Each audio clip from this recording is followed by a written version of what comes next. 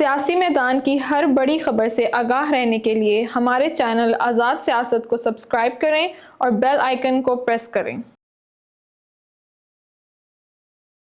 अस्सलामुअलैकुम। आज़ाद डिजिटल के प्लेटफॉर्म के साथ मैं हूं आपकी होस्ट सलीना मुजफ्फर और मेरे साथ मौजूद है मुजम्मिल सोहरवर्दी साहब। सर, कैसे हैं आप? मैं बिल्कुल ठीक। आप सुनाएं, कैसी तबीयत है?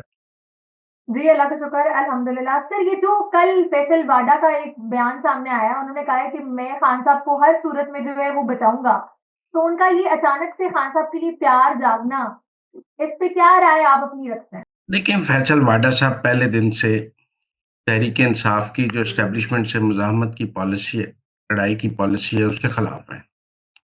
उन्होंने तहरीक इंसाफ छोड़ी भी इसीलिए थी कि वो इमरान खान को फौज से ना लड़ने का मशवरा दे रहे थे, और इमरान खान उस वक्त और उनकी जो टीम है वो फौज से लड़ने पर तैयार थी। फैसल वाडा का पहले दिन से मौकफ था कि फौज से लड़के इमरान खान और तहरीक इंसाफ को नुकसान होगा, जबकि इमरान खान और उनकी टीम का ख्याल था कि वो फौज से लड़के पाकिस्तान को फतह कर लेंगे।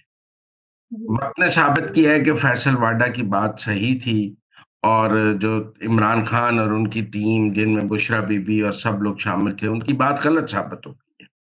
26 नवंबर ने तो फैसल वाडा के मौकफ पर मजीद मोहर सब्त कर दी है कि आप एस्टेब्लिशमेंट से, रियासत से लड़कर कुछ हासिल नहीं कर सकते।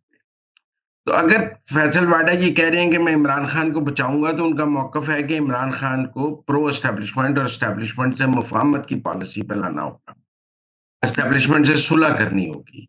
वो एस्टेब्लिशमेंट और वो इमरान खान की एस्टेब्लिशमेंट से लड़ाई की पॉलिसी के हामी नहीं है। वो इमरान खान की लड़ाई झड़ा की पॉलिसी के हामी नहीं है। उनका ख्याल है कि एस्टेब्लिशमेंट से, फौज से लड़के नुकसान होगा, फायदा कुछ नहीं होगा। मेरे ख्याल में 26 नवंबर ने ये बात मजीद साबित कर दी है, और तहरीक इंसाफ को जिस कदर नुकसान 26 नवंबर को हो गया है, तो फैसल वाडा उस मौके पे ये कह रहे हैं कि अब भी अकल कर लो, अब भी फौज से लड़ना छोड़ दो, और अब भी प्रो एस्टेब्लिशमेंट पॉलिसी पे आओ और एस्टेब्लिशमेंट से मुफाहमत करो, 9 मई की माफी मांगो, आगे ठीक चलने का वादा करो, ताकि कोई रास्ते बन सके। और बुशरा बीबी के बारे में हमेशा ये राय रही है कि वो लड़ाई की हामी रही हैं। वो उनकी ऑडियोज भी ऐसी आई हुई हैं, और ये भी कहा गया है कि 9 मई की मास्टरमाइंड भी बुशरा बीबी थी, और अब भी ये 26 नवंबर की मास्टरमाइंड बुशरा बीबी हैं। तो मेरे ख्याल में वो ये चाह रहे हैं कि ये जो तसादुम की पॉलिसी है, महाजराई की पॉलिसी है, ये जो मुजाहमत की पॉलिसी है, ये खत्म करेंगे तो इमरान खान बचेगा, वरना इमरान खान के लिए मुश्किलात बढ़ती जाएंगी। और वक्त ने बार बार साबित किया है कि फैसल वाडा तहरीक इंसाफ को जो मशवरा देते हैं वो गलत नहीं होता। हालांकि कभी भी तहरीक इंसाफ ने फैसल वाडा के मशवरों पर अमल नहीं किया। बिल्कुल ऐसे है। सर, बुशरा बीबी की बहन जो है मरियम भट्टू, उनकी जानिब से भी ये दावा किया गया है कि जो बुशरा बीबी है उनको अली अमीन गंडापुर की जो टीम है एक उसने हब्से बेजा में रखा हुआ है। तो इस पर आप क्या राय रखते हैं अपनी? नहीं, मैं ये नहीं मानता। वो खुद गंडापुर की गाड़ी में बैठी हैं। अब तो फुटेजेस आ गई हैं। वो अपनी देखिए, इस वक्त तो बुशरा बीबी क्या अवाम को शक्ल दिखाए। देखें, एक खातून हलफ ले रही थी कि यहाँ से ना आपने जाना है ना मैंने जाना है, और वो सबसे पहले भाग गई है। वो लोगों को क्या शक्ल दिखाए कि मैं क्यों भाग गई थी। लेकिन लीडरशिप जो है, वो डरपोक लीडर का कोई फ्यूचर नहीं होता। लीडर का इमेज बहादुर का होना चाहिए, वो बहादुर हो या ना हो। अब गंडापुर और बुशरा बीबी दोनों का इमेज डरपोक, बुजदिल और भगौड़े का बन गया है। तो मेरे ख्याल में एक सदमे में जरूर होंगी बुशरा बीबी, फेस करने की पोजीशन में नहीं होंगी।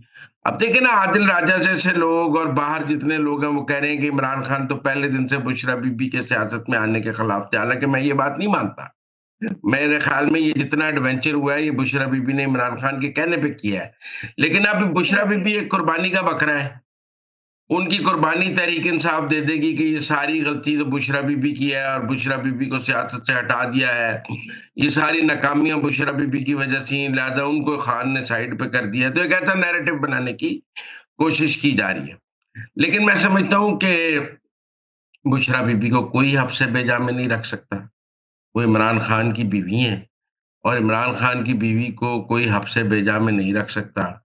मरियम भट्टू जो है, वो उनके लिए एक हमदर्दी का नैरेटिव के जी वो मर्जी से नहीं भागी हैं, फुटेज आ गई भाई, मर्जी से भागी हैं, उनको हाफ से बेजा में रखा है। तो वो एक नाकाम कोशिश कर रही हैं बुशरा बीबी की सियासत को सहारा देने की, जबकि उनको ये पता है कि बुज़दिल भगौड़े की कोई सियासत नहीं होती, चाहे बेनज़ीर हो, चाहे मरियम हो और चाहे और ख़वातीन कलसूम नवाज़ हों। इसी तरह अगर बुशरा ने बीबी ने सियासत करनी थी तो बहादुरी और दिलेरी से करनी थी। डरपोक की तो कोई सियासत नहीं होती। जी। मिर्ज़ापुर कहते हैं कि हमारा धरना खत्म हो गया है। खत्म नहीं हुआ बल्कि ये जारी है। दूसरी जानिब लोग जो है वो अपने घरों को वापस लौट गए हैं। तो उनके ये जो बयान में एक तज़ाद है, इसकी क्या मंतक है? ये कोई तज़ाद नहीं है। मतलब अब इज़्ज़त रखने के लिए कोई बात तो करनी है। आप मेरी बात समझे ना, अब आप बात करने पर पाबंदी तो नहीं लगा सकते। धरना खत्म हो गया, पूरी दुनिया को पता है। लोग वापस चले गए, पूरी दुनिया को पता है। दोबारा नई कोई कॉल नहीं है, दुनिया को पता है। दोबारा कॉल देने की पोज़ीशन में नहीं है, दुनिया को पता है। आप एस्टेब्लिशमेंट से मदद लेकर भागे हैं, नहीं तो आप वहाँ से निकल ही नहीं सकते थे। आपको एस्टेब्लिशमेंट ने भागने के लिए रास्ता फराहम किया तो आप भागे, वरना आप वहाँ से भाग कैसे सकते थे? आपके अपने कारकुनों ने आपका खून की बोटियाँ नोच जानी थी। बुशरा बीबी और गंडापुर कोई एस्टेब्लिशमेंट या रेंजर्स के खौफ से नहीं भागे। वो अपने कारकुनों के खौफ से भागे हैं, जिन्होंने उनकी बोटियां खा जानी थी कि आपने हमें यहाँ लाके मरवा दिया है। तो मेरे ख्याल में गंडापुर अपनी कुछ थोड़ी बहुत जो इज्जत बचाने की कोशिश कर रहे हैं कि धरना जारी है, कॉल जारी है, ये है, वो है।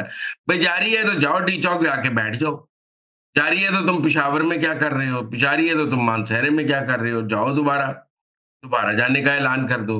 मेरे ख्याल में ये अपनी नाकाम सियासत को बचाने के बयानात हैं। जिन पीटीआई का वर्कर ही उनको गालियाँ, इस वक़्त हुकूमत उन्हें कुछ नहीं कह रही। इस वक़्त एस्टेब्लिशमेंट उनको कुछ नहीं कह रही। एस्टेब्लिशमेंट ने तो उन्हें भागने का रास्ता दिया है। उनको उनका वर्कर गालियाँ निकाल रहा है। उनको पीटीआई ओवरसीज़ गालियाँ निकाल रही है। उनको भगौड़ा जो है वो पीटीआई का वर्कर कह रहा है, कोई एस्टेब्लिशमेंट नहीं कह रही। तो इसलिए मेरे ख्याल में अब वो अपने वर्कर की अदालत में जवाब दिए हैं, जिसको कफ़न पहनाकर वो ले गए थे।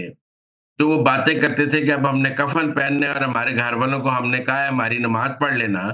तो वो पूछते हैं ना कि भाई ज़िंदा वापस कैसे आ गए? तुमने गिरफ्तारी क्यों नहीं दी? तुम वहाँ पकड़े क्यों नहीं गए? तुम वहाँ से भाग क्यों गए? तुम्हें क्यों नहीं गोली लगी? तो मेरे ख़्याल में ये सवाल पाकिस्तान तहरीक-ए-इंसाफ का वर्कर उनसे पूछ रहा है और वो तहरीक-ए-इंसाफ के वर्कर को मुतमिन करने की कोशिश कर रहे हैं। जो मेरे ख़्याल में जो मैं देख रहा हूँ सोशल मीडिया पे और इधर-उधर, तहरीक-ए-इंसाफ का वर्कर अब इनको माफ़ करने के लिए तैयार नहीं। होगा। सर सुप्रीम कोर्ट बार के जो सदर हैं उन्होंने मोहसिन नकवी और अली अमीन गंडापुर से इस्तीफे का मुतालबा कर दिया है। आपकी नज़र में उनका ये जो इस्तीफा माँगना है इन 2 हज़रात से तो ये मुतालबा उनका ठीक है? नहीं, आधा ठीक है, गंडापुर से तो माँगना चाहिए, ठीक है मोहसिन ना? नकवी से नहीं। मोहसिन नकवी का क्या कसूर है? मतलब मोहसिन नकवी का ये कसूर है कि उसने इस्लामाबाद का दफ़ा किया है। मोहसिन नकवी का ये कसूर है कि उसने रियासत का दिफ़ा किया है। उसने कौमी असम्बली पे कब्ज़ा नहीं होने दिया, उसने सुप्रीम कोर्ट पे कब्ज़ा नहीं होने दिया, उसने इस्लामाबाद में धरना नहीं होने दिया, तो इस बुनियाद पर वो इस्तीफ़ा देते। हाँ, जिन्होंने चढ़ाई की है इस्लामाबाद में सुप्रीम कोर्ट बार को उनसे इस्तीफ़ा माँगना चाहिए। मैं समझता हूँ जी। आधा मुतालबे की तो मैं उनकी हिमायत करता हूँ, आधे की हिमायत नहीं करता।